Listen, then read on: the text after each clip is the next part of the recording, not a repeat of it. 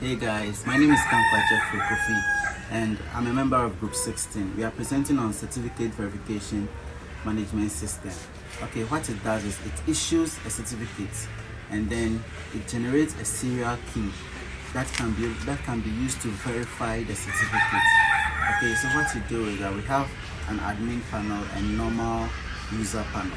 Okay, so when the admin logs in, he can be able to enter the details and print certificate. But when a normal user logs in, he can only see the certificate. So now I'll let my other group members introduce themselves. Hello, my name is Ransford Jamrakosa and I'm a member of Group 16. Hello, my name is Desmond Delali. I'm a member of Group 16. Basically, the app verifies users before any certificate is issued. Hello, my name is Clifford Kalab, and I'm a member of Group 16. Hello, my name is Andre Tano, and I'm a member of Group 16. Okay, so basically, the database has a list of all members, okay? And before you be issued a certificate, you have to be certified by the app first before you can be able to generate a certificate for that person. So this is our interface. So first you would have to log in and be granted access before you can be able to do it. Now we have our login forms here. We have our login forms where we've created it, and then the username and password has to be verified through the database. Okay, so this is the authentication site. Without wasting time, I don't want to explain much of the code. And over here is our connection, the code for connecting our database to the main application. We have the staff and then the candidate as well. So a candidate can just see the certificates, the members that are there, and whether they have been certified or not. But the staff can alter changes to the certificate. Okay, so one has an administrator access and one doesn't. Okay, and the programming language we've used for this back end is C# and MySQL as well. So quickly, let's just run the code and see how it works. So running the app, you first have to log in. So let's try logging in as an admin. So we log in, and okay, so basically when you log in, you can either add a member or certify a member as an admin. So quickly, let's add a new member. So let's say Mr. Francis.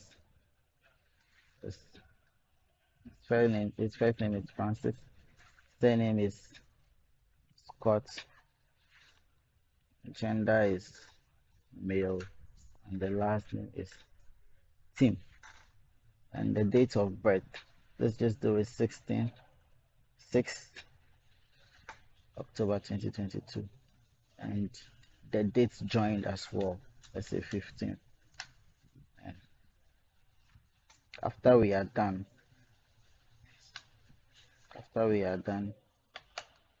we would have to save it. So data has been saved successfully. Now we come to the details. Now here is Francis Tim, but he hasn't been certified. Okay, he hasn't been certified.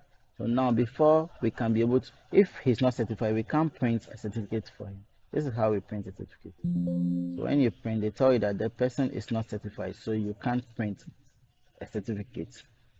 So now we would have to certify him first. So we go to update, then we certify him here, certified. So this is what the admin can do. So certified successfully. Now we can be able to print Francis Tim's certificate. So now over here is where you print it. You can use a printer if your machine is connected to a printer to print out the certificate.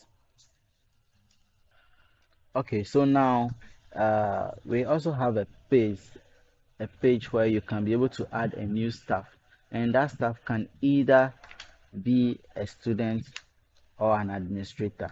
So I'll let my colleague enlighten on this stage. So for adding new stuff, we can see the username, the password, where you confirm the password, and then you grant the app permission whether it should be a staff, which is an administrator or a standard user. So let's try adding some, um, let's say Frank, and then the password.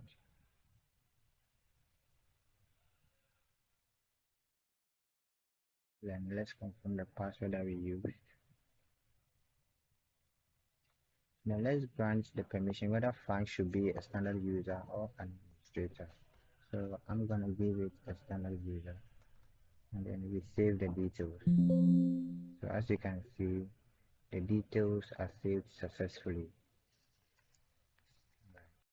So now, after we've saved Frank as a new staff, we are going to uh, check if we adding a new staff works for the app. So we are going to rerun the app to see if Frank is a standard user. So Frank, and then the password that we use.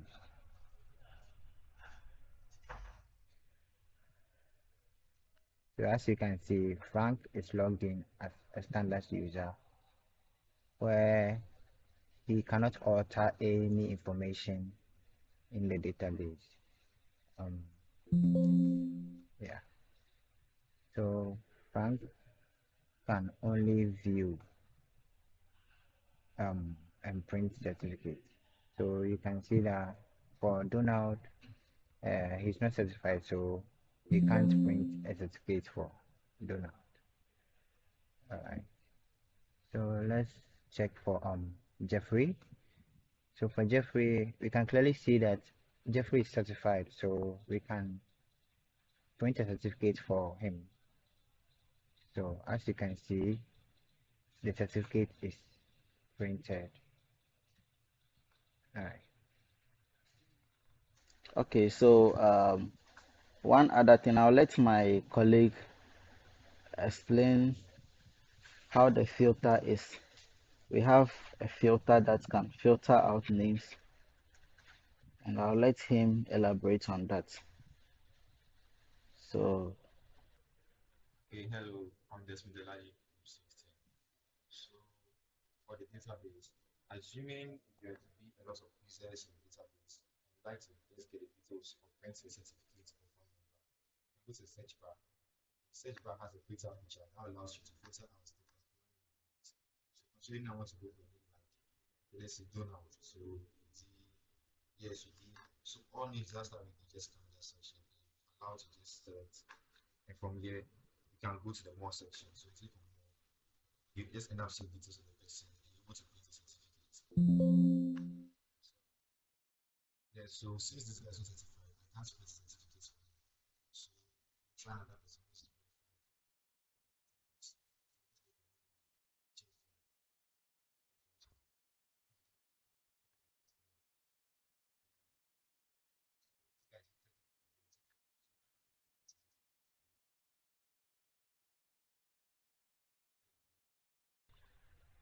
okay, so before you log in, what the app does is it authenticates you. So my friend will show you how we've written the code to check in the login details from the database and authenticate if it's your name and password is really there. This code authenticates the username and password. What it basically does is to check if the username and password is in the database. Okay, so basically my mate was saying the login, and the password, the strings are being verified from the database as he said. So this it checks your SQL code. So it selects from stuffs where the username matches the username and the password also matches the password of that username. You understand? Okay. Okay, so I'll let my other mate explain how all these details in the form are being saved into the database. He'll show you the code behind it. So over here, what the code does is that it saves all the details from the text boxes into the database in their respective tables. So this is the code behind it. Okay, so that is all we have on our system, our certificate generation system, and we thank you for watching. Thank you.